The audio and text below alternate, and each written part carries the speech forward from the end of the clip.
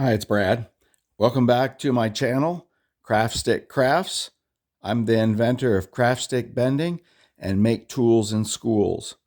So what I do is I teach a small hand tool making from items around the house. Phillips bit. This is some parachute cord and then a little knob. And this is a favorite.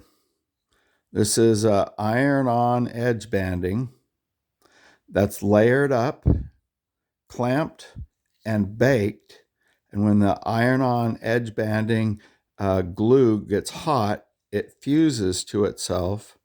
And then you pull it out of the oven, you wrap it real tight with string, and that sucks in the edge banding to the shape you want.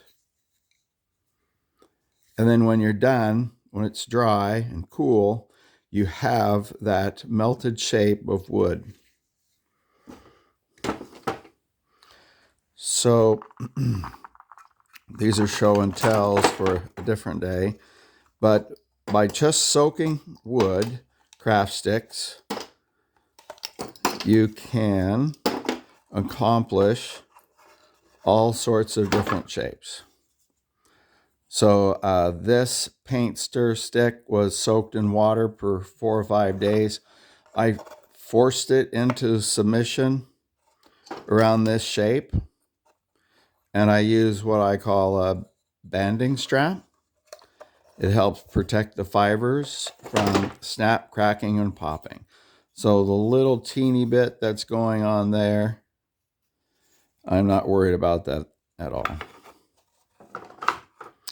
The other part of this was often, the sticks come from the store nice and clean and bright and white. And then if they stay in the water too long and the natural chemicals in the stick starts to break down and add color to the water, and then when they dry kind of dirty. You can darken up your sticks by a natural stain. This one here is stained by coffee. So as that dries, so this is the wet part, and as that dries, that coffee stain has gone all the way up to this part of the stick. This one is food coloring. So this one's dry, and these are wet, obviously. And as it dries, it'll lose some color here. So these are examples of how to do some natural dyeing of your sticks. And also, by soaking your sticks, that allows the natural fibers called lignins to become soft and bendable and moldable. So when these are wet, they become flexible enough to bend. Steady.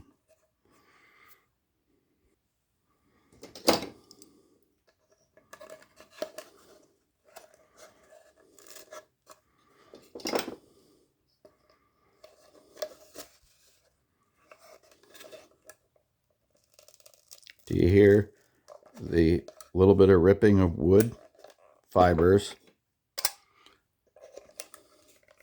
Which is okay.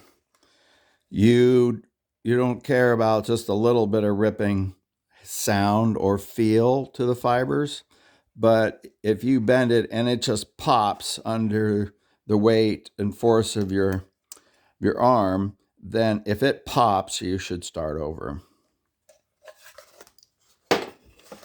So when that dries, that will dry in the same shape as what this is. So that's a bit of craft stick bending. The other part you might want to keep a good eye on. Yeah, there's a natural little imperfection. If the grain of the wood goes really nice and long with the stick, you have a much better chance of bending it because of the grain direction is really good. What happens is when they're wet, it brings out the grain. If you were to try to bend this one, well, maybe not. Typically that would break there. See, the grains go. That's pretty darn good there. So that's just by getting it wet. There we go. This one's pretty short grain. When it cuts across the wood, that's called short grain. This is a really good example. Short grain. That's where it breaks. So if you like what I'm doing, please subscribe. If you like what I'm doing and like it, appreciate it. Thanks.